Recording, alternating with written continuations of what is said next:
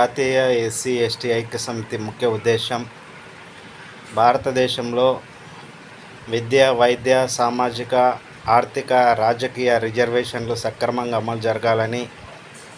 భారతదేశానికి స్వతంత్రం వచ్చి 77 సంవత్సరాలైనప్పటికీ విద్య, వైద్య, సామాజిక, ఆర్థిక, రాజకీయ రిజర్వేషన్లు 15% రిజర్వేషన్లు ఇవ్వడం జరిగింది. అందులో కేంద్ర రాష్ట్ర ప్రభుత్వాలు తూతు మంత్రంగా 10%, 11% మాత్రమే ఈరోజు అమలు చేయించున్నారు. ఎస్సీ ఎస్టీ సప్లాన్ ఫండ్స్ లేవు.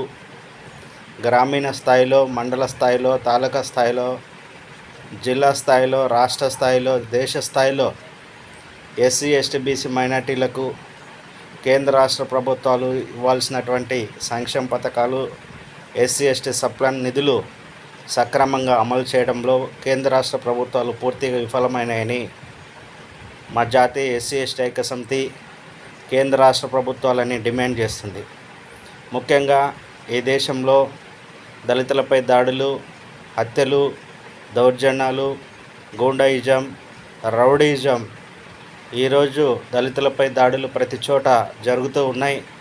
కానీ దాడి జరిగినా కూడా న్యాయం జరగడం లేదు.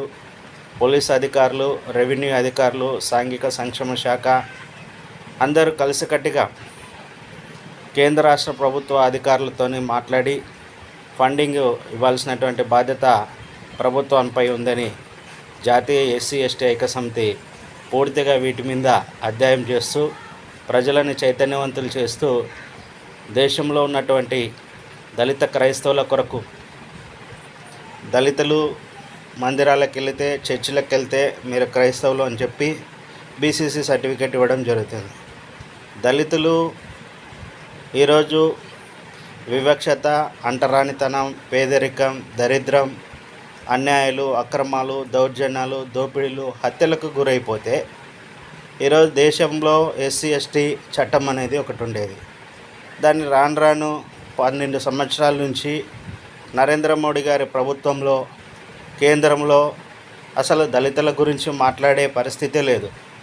ఎందుకు ఈరోజు ఈ విధమైనటువంటి పరిస్థితి ఏర్పడుతుందని అక్కడ ఉన్నటువంటి ఎంపీలు, కేంద్రంలో పార్లమెంట్లో ఉన్నటువంటి రాజ్యసభలో ఉన్నటువంటి రాజ్యసభ సభ్యులు కావచ్చు, కేంద్రంలో ఉన్నటువంటి కేంద్ర మంత్రులు కావచ్చు, రాష్ట్రంలో ఉన్నటువంటి ముఖ్యమంత్రులు కావచ్చు, వీటి మీద సరైనటువంటి అవగాహన లేకపోవడం లోపమా, లేకపోతే దళితుల మీద వివక్షత చూపెట్టడమే వారికి ఇష్టానుసారమా అని తెలియజేస్తున్నాం.